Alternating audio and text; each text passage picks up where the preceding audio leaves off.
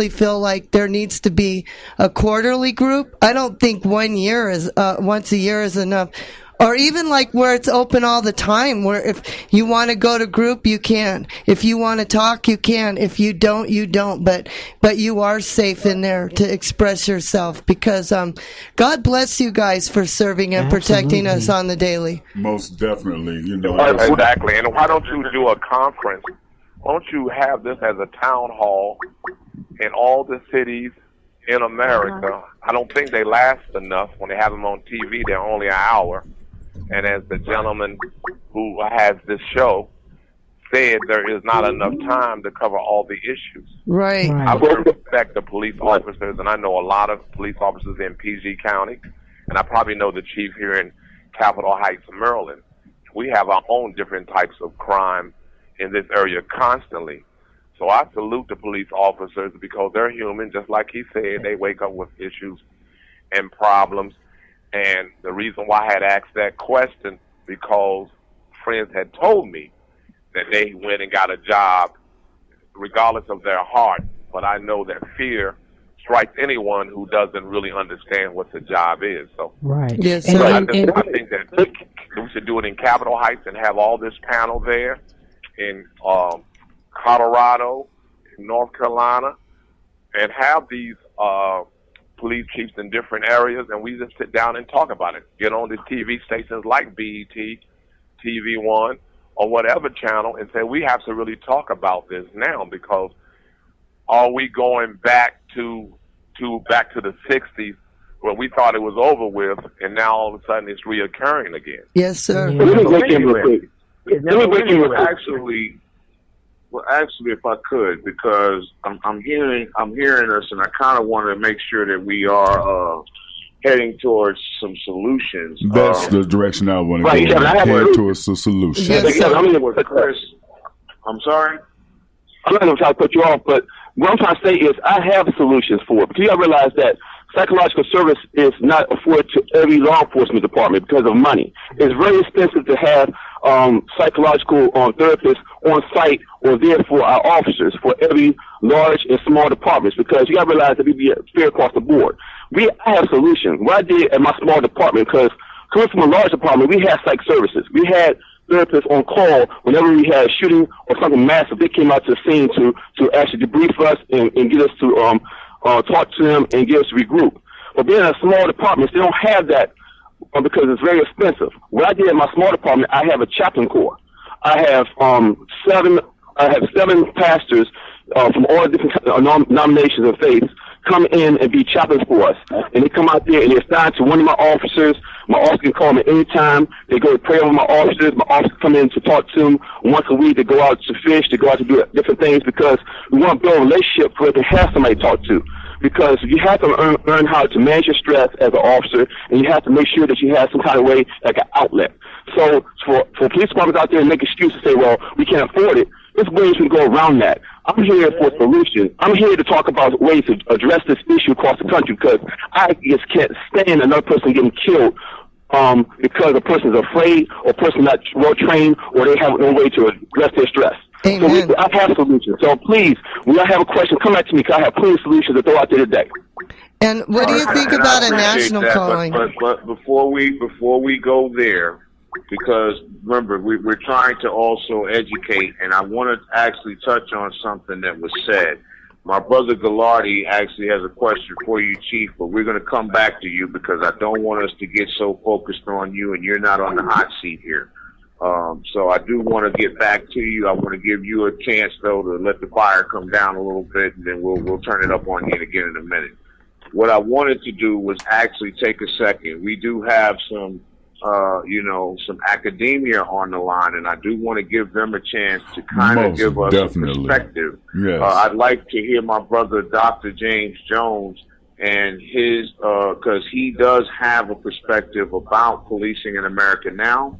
And then I would like to hear from Dr. Dawn Dennis, a PhD in history, to talk about the history of how policing in this country started and what got us here. So, Dr. Jones, would you go ahead first and give us your perspective as a black professor working and living and dealing with in this country. You're a parent, you deal with all the same things because what I'm hearing is psychological training for the officers, and while I agree that it's needed, but a lot of those suspects and victims, they didn't have access to psychological training, and they're not here anymore to receive it. So we don't want to forget the other reasons why we're on this call. So if we could, I'd like for them to speak concerning the perspective now, and then Dr. Dennis to give us a history lesson real quick about policing in this country, if we could. Dr. Jones, you're up, brother. Thank you, brother.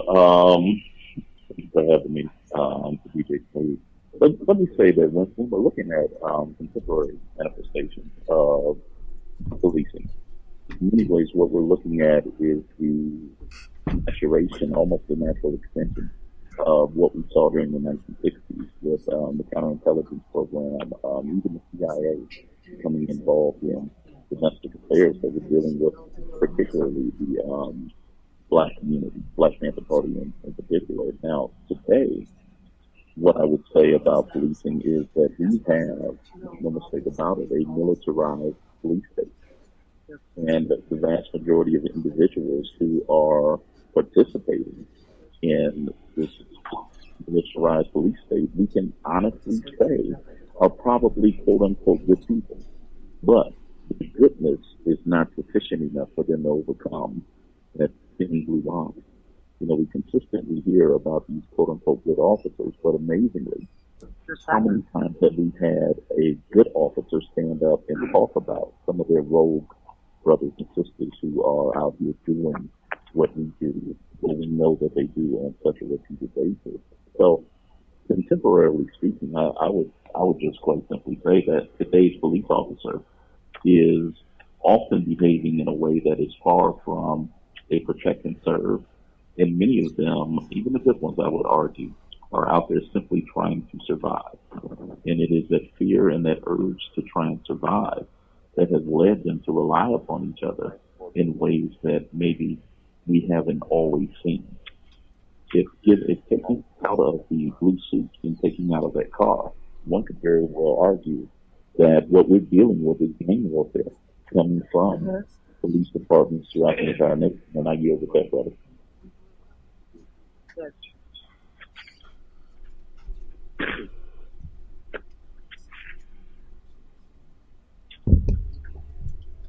Do we lose anybody? Dennis, please, could you expand on that a little bit? Give us a quick history lesson, if you would, about policing in America. I think if we look at policing in America, we need to take this right back to the slave institution.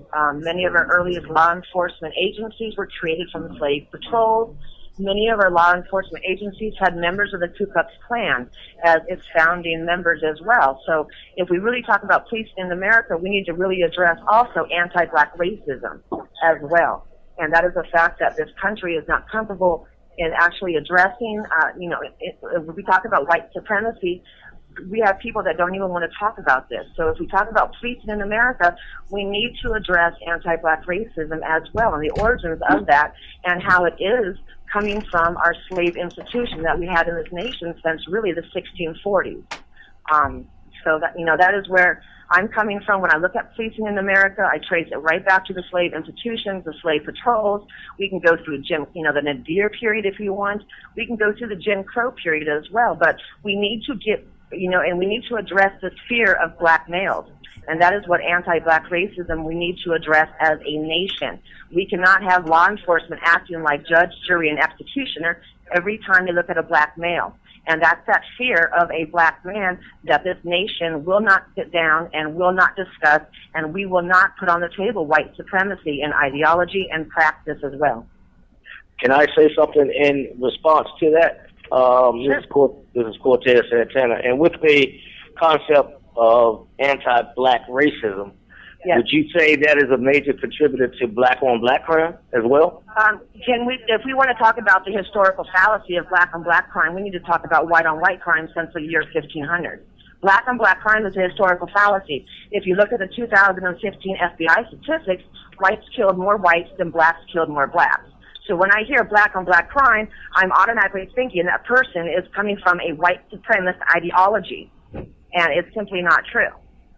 Well, so, anti-black racism and how I'm looking at it is what Yale historian David Bryan Davis has suggested. It's in our religious institutions, it's in the Bible, it's telling us that black is evil, that black is bad, that black is going to hurt us. So when you come at me with black on black crime, to me as a historian, that's a historical fallacy. Okay. Well, without taking the theory out of it and looking at the reality of the situation with black on black crime as it exists in our communities that I grew up in, right. I see many people speaking of being pro-black, but they will turn on their brother and sister just as fast. But and is that not a product of white supremacy though? That is a product of white supremacy. If white supremacy, the end result is to end black life, then black gang members, blacks that do commit criminal acts against other blacks, they are supporting the institution, the ideology of white supremacy. I'm having just a problem with the phrase black on black crime because I hear that from people that argue that all lives matter, that they don't understand that what Black Lives Matter is all about. And I hear that from racists and white supremacists when they use that. As soon as we talk about, police officers killing black youth, all of a sudden you will have groups of whites and groups of other people say, what about black on black crime? CNN does it, Don Lemon does it. All these media, they always refer back to black on black crime anytime we want to talk about white supremacy, either as an ideology or as in praxis. But may I please interject in this? This is DJ Smooth. I just have something I want to put out there. Now, do mind you, people, I have no PhD, no doctorate. I'm just a guy that went to school to learn how to do what I do. But after growing up in Detroit, Michigan, and seeing the riots, and I'm grateful for the the slavery museums that we have there. But we must understand something. Everything we do as a people has been learned. We have been taught. And in early slavery, where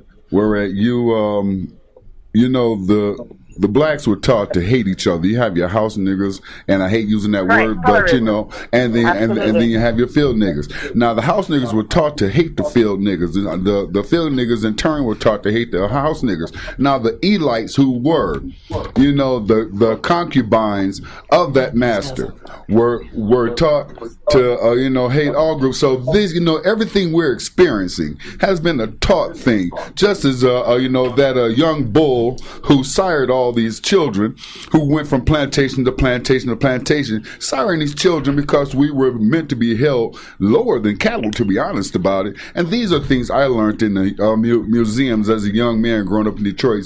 Coming through the riots, being a victim of the riots in Detroit. And when I look at today, fast forwarding, because I'm going to try to make this as fast as possible, so you guys can get back to that, is that we have hundreds of years of learned experience to try and de-learn, or to try and reprogram a people that right now is so far out of control as far as loving one another. Every nation that I've been in, I grew up in a Jewish community in Detroit. I see how the Jewish community works and interact. I've traveled all over the world in Germany in the military, and I see how other cultures react and work together. We as a people there has got to be some way. And do I have the answers? No. I'm just a cat that went to school to learn to do what he know how to do. I rely heavily on common sense. I rely heavily on that spiritual man in me that speaks to me.